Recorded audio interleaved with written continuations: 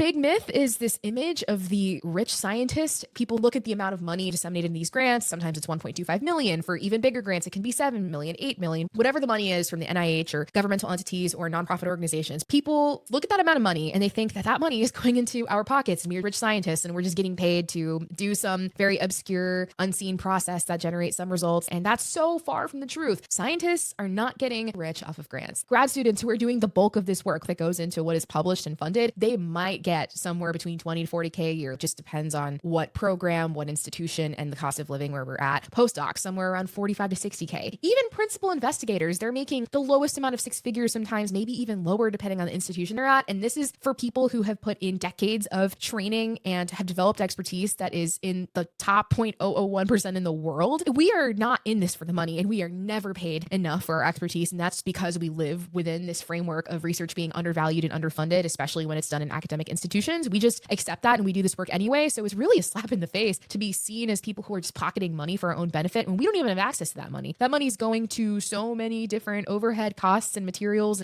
and benefits and tuition and all these things that we're never ever going to see. You need reagents, which are the materials that you're going to use to conduct your research, specialized equipment. You need to pay the people who are doing it, the salaries of grad students, postdocs, lab technicians, data analysts, undergrads, the head of the lab. Everyone needs a living wage. And being super honest here, we are not paid a living wage, but we need something to survive. And our money comes from these grants and this funding. There's overhead costs that people don't think about. We have to maintain our facilities, our buildings. We have to keep the lights on. We have to pay staff who play crucial roles in being able to do everything we do. So that could just not be more far from the truth. And this money is never going into anyone's actual bank account. It goes to the institution and is managed by people who are paid to make sure that this money is being spent properly. It is going into the salaries of the people that need to be paid to do this work, which are often much lower than you'd expect because you think someone doing this work, especially with the highest degrees and credentials and running independent labs, you think they're making bank. They're not. As an example, I work full-time as a graduate researcher earning my PhD. I am a full-time employee. Honestly, most of us are working at least 60 to 80 hours a week, sometimes even more. It's grueling, it's intensive, and all of our work is what ends up getting these grants and helping pay other people and is the underpinning lifeblood of the research program. I specifically get paid $35,000 a year to work full-time and do this life-saving work. So take that and put it in perspective wherever you need to. I have a master's degree. I am about to be 30 years old, and I live off of $35,000 a year doing full-time life-saving research. So we are not making bank. My boss is not making bank. He makes more than me, but he earned a PhD, has done this for 3 decades, and is not living a rich life. In sum, the rich scientist is a fallacy. It is not true.